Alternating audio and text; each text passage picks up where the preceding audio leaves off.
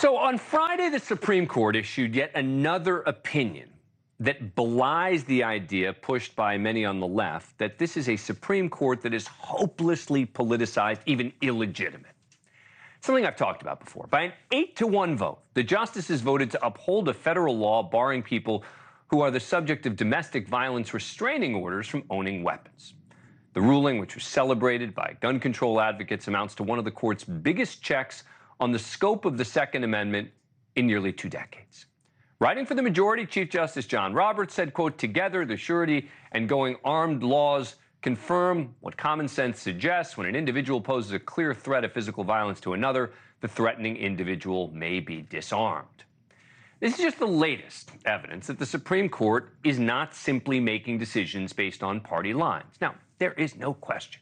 This is a very, very conservative court. Any judge who tells you, we just do things based on the law is ignoring the reality of human nature. There's no such thing. Everything involves some intersection of law and other principles. But so many on the left continue to call this court hopelessly politicized and even illegitimate. It just flies in the face of significant evidence to the contrary.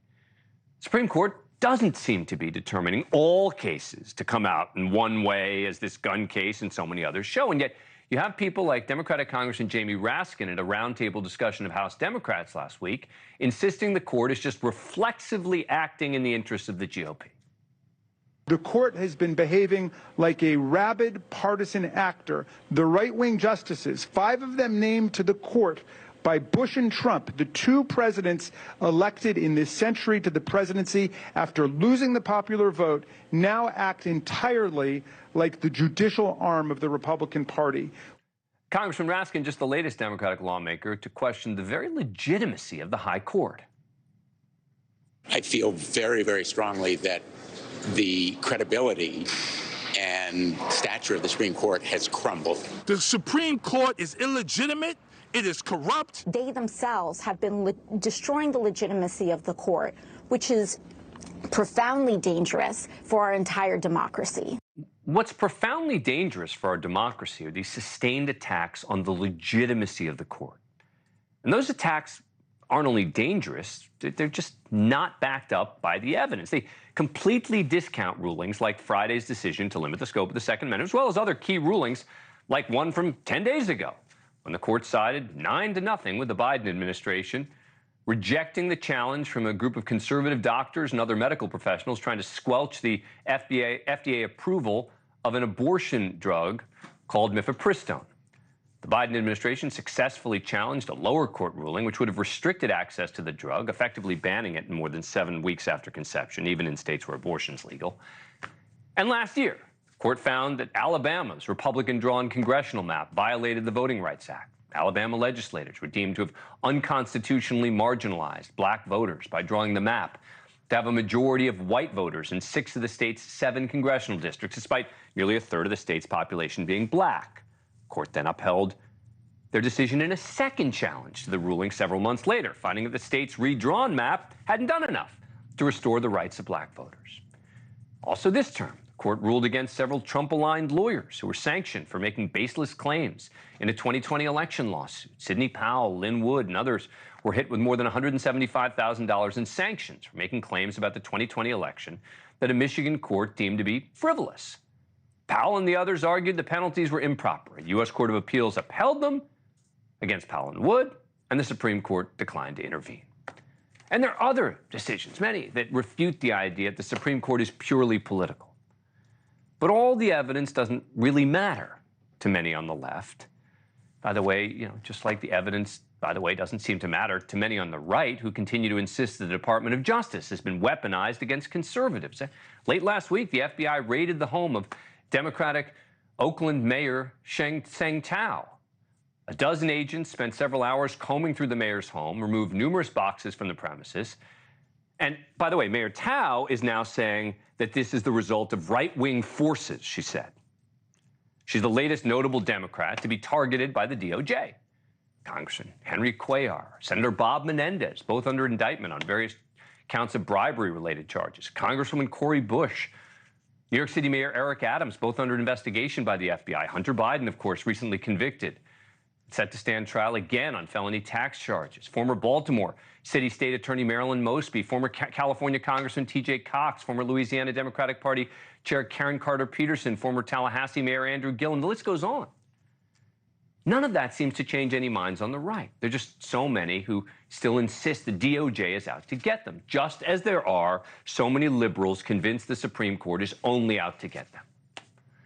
During his remarks last week, Congressman Raskin not only ignored the many high court decisions that go against conservatives, he also rejected the premise that the justices might be putting their view of the law before politics. Constitutional doctrine has been reduced in this court to a series of blatantly unjust and thoroughly ideological decisions like these: upholding white political supremacy, racial inequality, corporate power, and right-wing control over our democratic institutions. All of the preening lectures about textualism and originalism today are nothing but a fraud on the public. But it's not just conservatives who are insisting that the court hasn't become hopelessly politicized. At a recent forum in Washington, liberal Justice Sonia Sotomayor appeared with conservative Justice Amy Coney Barrett. I think if there's anyone on the court who might denounce it as hopelessly partisan, it might be Justice Sotomayor, and yet she pretty much rejected the idea. Don't come into this work as a Republican or a Democrat. You come into it as and I do as well, as a judge who believes that our job is to find the best answer to the legal questions that the court is presented with. And so I think that's sacred to almost all of us. All right, almost all of us. But I also brought up this topic to recently retired liberal Justice Stephen Breyer during an event last month in New York. He had a similar response.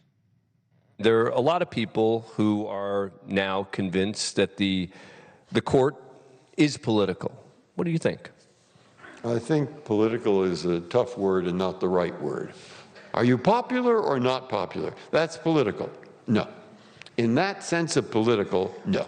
It's not there. I haven't seen it in 28 years. You're there to decide the cases under law. And yet comments like those from steadfastly liberal justices have done little to silence critics on the left, like Congressman Raskin. Look, there is an enormous difference between disagreeing with a ruling and going after the entire institution. Criticize individual decisions all you want. I disagree with this court plenty, and I will continue to do so. I also think there are ethical questions, there are recusal questions, but that is different from attacking its very foundation. And what I find particularly rich about these attacks on the Supreme Court from so many on the left is that they so often denounce Donald Trump and others on the right for going after various important government institutions, not just the DOJ, but also state election systems, the CDC, and many other government institutions that many on the right have denounced as rigged instruments corrupted by some deep state. When Trump and his allies talk about rigged and corrupt systems, you see all this anger from the left about how important it is to uphold these institutions. But all that seems to go out the window when it comes to an institution they don't like right now. How convenient. Here we call both sides out when they don't have the evidence to back up sweeping and, in my view, dangerous claims. I get that this is too nuanced a view to get shared on partisan media platforms, but for those of us in what we call the marginalized moderate majority, we will keep trying to bring some sensible, nonpartisan analysis to you night after night. Thank you for watching. Go to newsnationnow.com to find NewsNation on your cable provider. And don't forget to click the red subscribe button below to get more of NewsNation's fact-driven, unbiased coverage.